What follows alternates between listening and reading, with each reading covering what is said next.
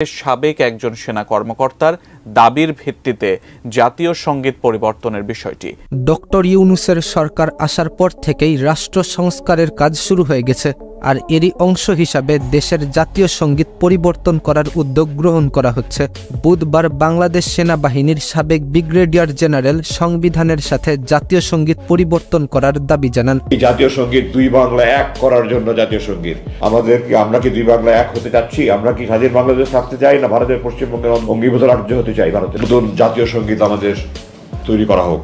আর তার এই দাবির পরই শুরু হয় আলোচনা সমালোচনার। অনেকের মতে এই গানটি রচনা করা হয়েছিল দুই বাংলাকে একত্রিত করার জন্য। এতে আমাদের সংগ্রামী চেতনার কোনো মনোভাব ধারণ করে না।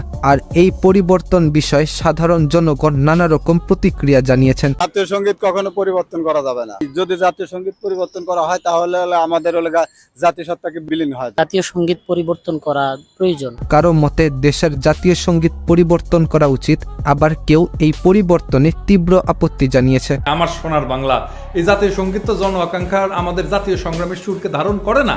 এর আগেও বাংলাদেশের জাতীয় সঙ্গীত পরিবর্তন করার জন্য আলোচনা হয়। আজ পর্যন্ত সরকারে 3 বার দাবি ওঠে আমার সোনার বাংলা গানটিকে পরিবর্তন করে নতুন গানকে দেশের জাতীয় সঙ্গীত করার। প্রথম দাবি ওঠে 1975 সালে, যখন বঙ্গবন্ধুর মৃত্যুর পর খন্দকার মোশতাক ক্ষমতায় আসে।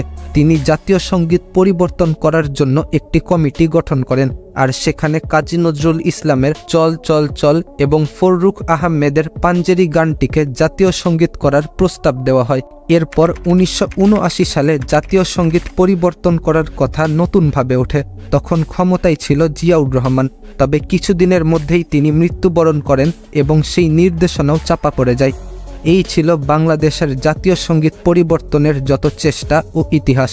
আপনার কি মতামত? বাংলাদেশের জাতীয় সঙ্গীত কি পরিবর্তন করা উচিত? আপনার মতামত কমেন্টে লিখে জানান।